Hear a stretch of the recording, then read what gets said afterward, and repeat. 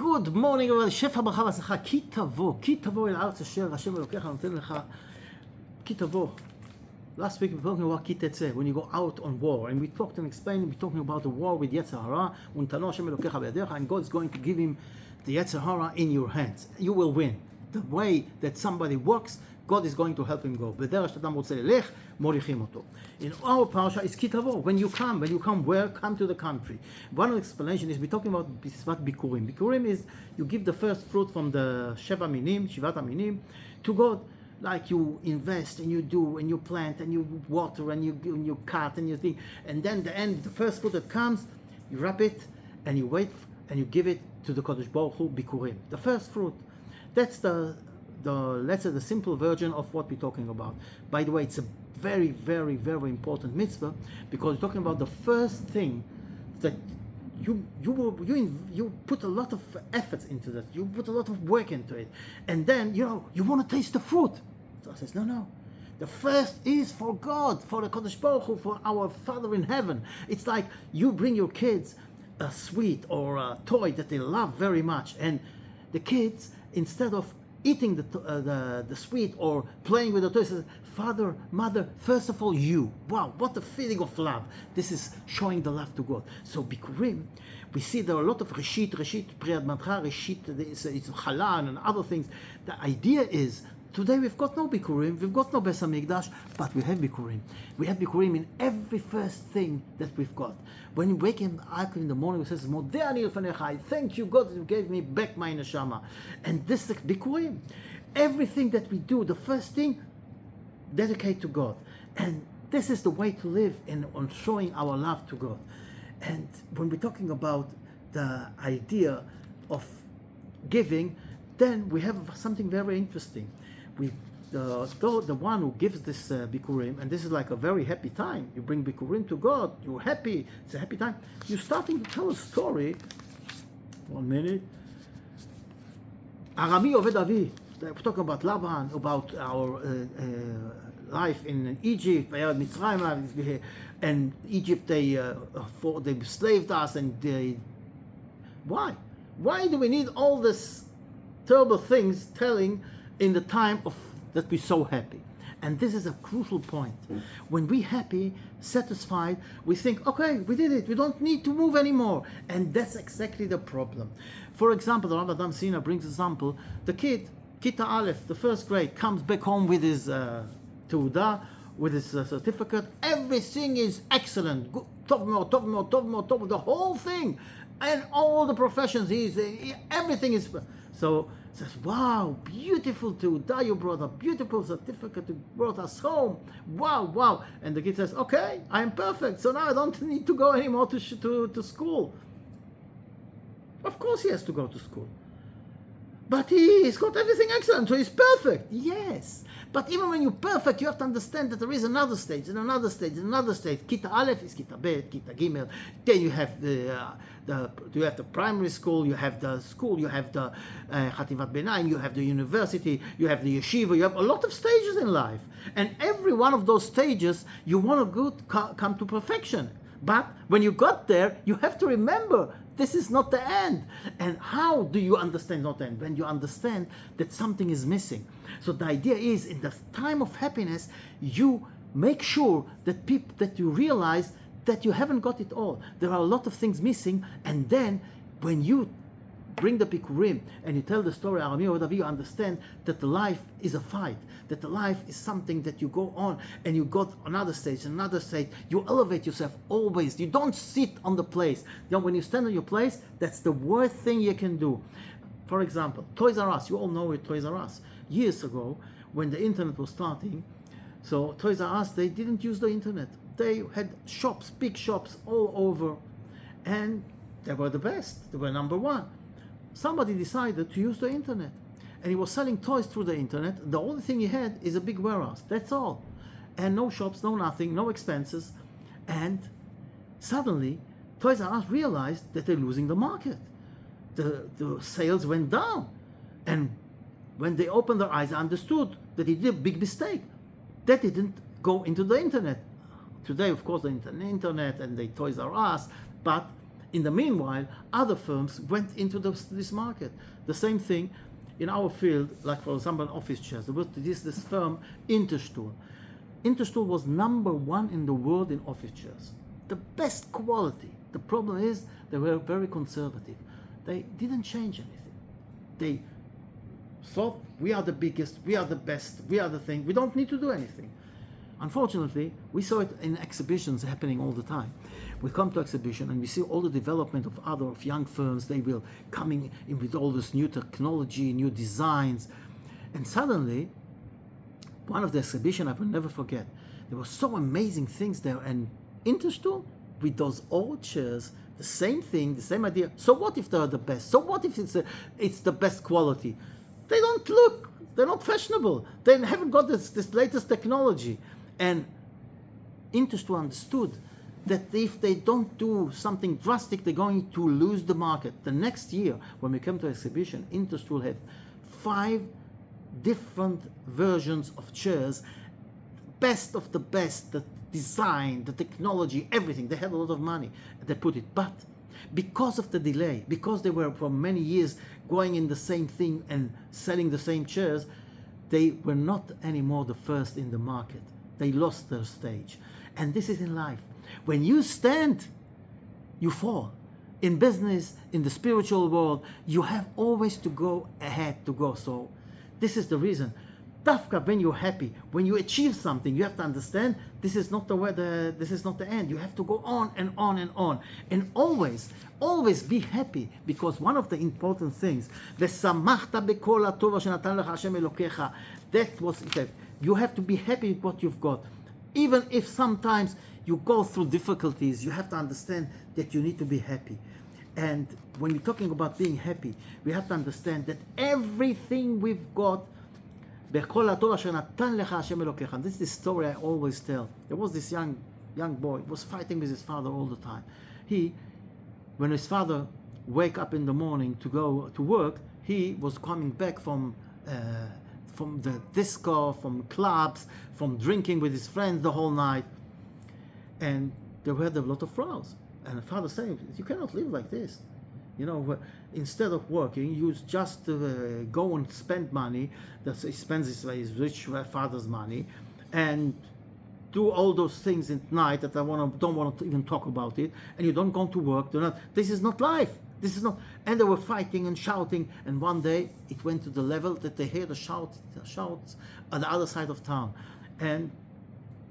And the boy says, a young gentleman, young boy, I don't know, he was, let's say 18, 19, 20. He says to his father, I'm leaving home. That's it. I had enough.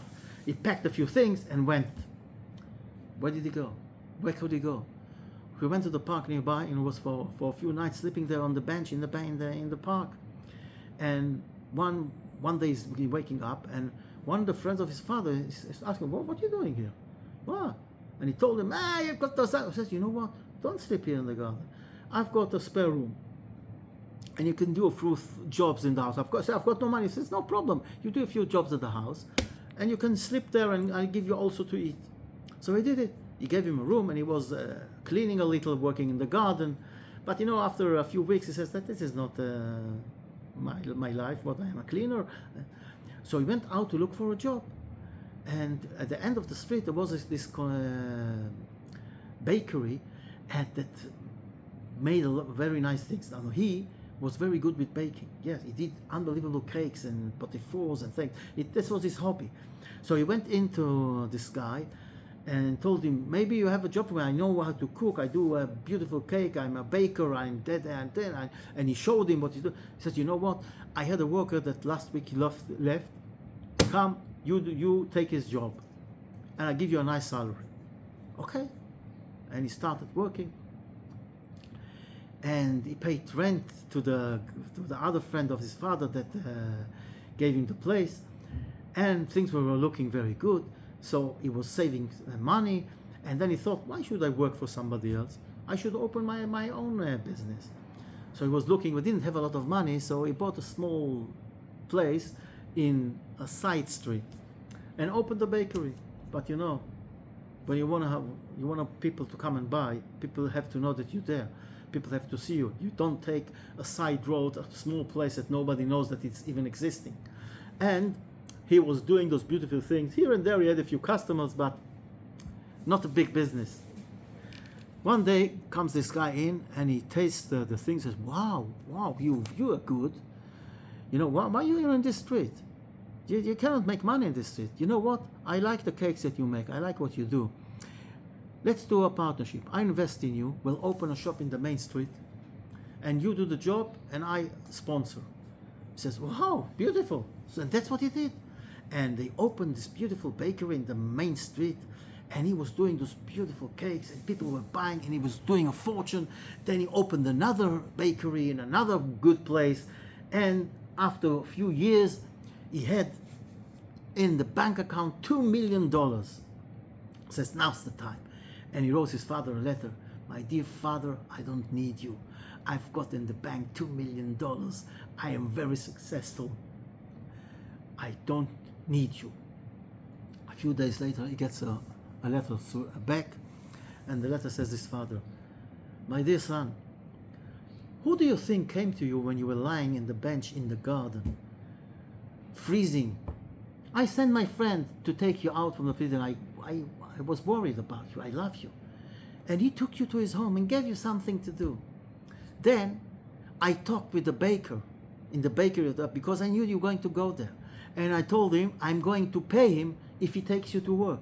And he took you to work and I was paying him the salary that he was paying you. And then when you wanted to open the bakery and I saw where you opened it, I know this is the shirt, this is not going to work.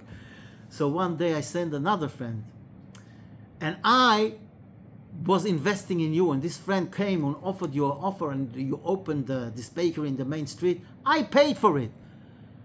Until now, I am paid on you for more than $2 million. That's exactly what's happening.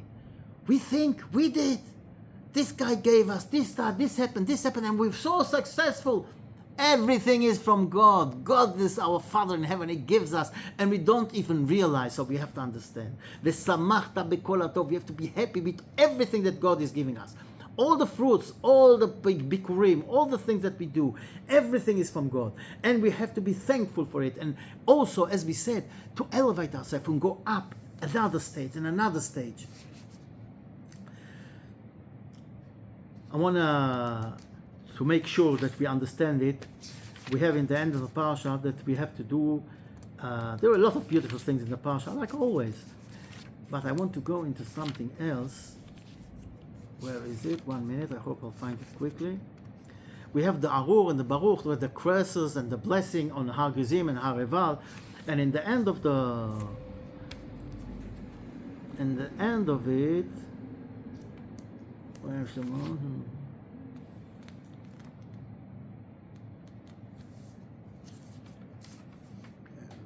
If you're going to have gold, all the blessing will come at you, and God is going to bless you and give you and everything. ולא תסור, and you should not go away from the things. והיה, and if you don't listen to God, לשמור לעשות כל מצוות, and keep all the mitzvahs, אשר אנוכי מצווך היום, ובא עליך כל הכלל, and all those curses are going to come to you. ארור אתה בעיר, you're being cursed in town, cursed in the field, cursed whatever you do, you're, and ארור. And then, at the end of it, look what's written. 1 minute.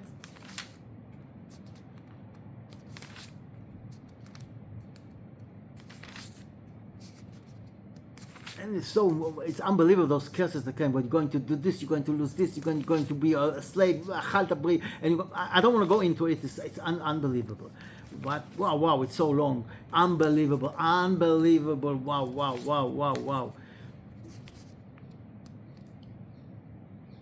Goyim.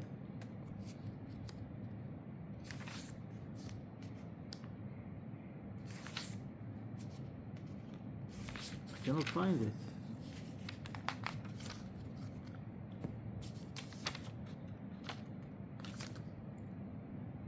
Sorry, here it is. all those curses going to come into you, and why all the curses going to happen? Because you didn't worship, didn't do the mitzvahs with simcha, with happiness, and with goodness, and merov kol.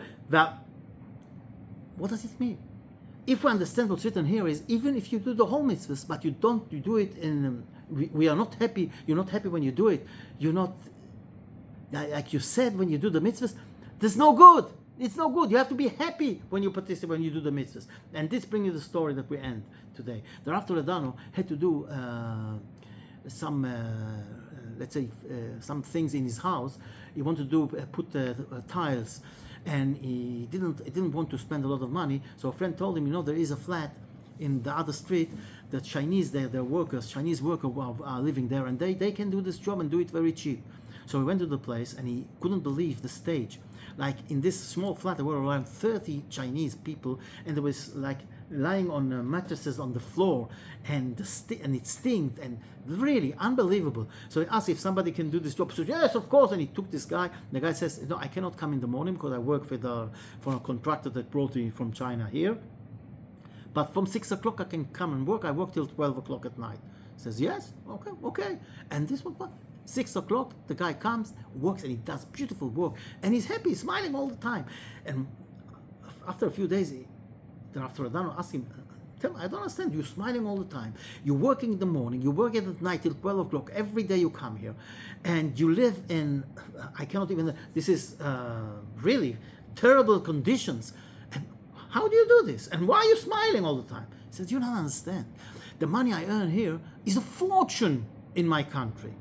And I don't want to spend it, so I only use what I need to. And if I have another job, I'm going to do it. I'm going to, because when I finish here, I come back to my country. I am a millionaire. I am rich, and I'm going to spend the money here on nonsense, on the better food or a bigger flat. No, I will be satisfied. Like what I need to eat, where I need to sleep, I've got a place. All the rest is the reward I'm going to get when I come back home.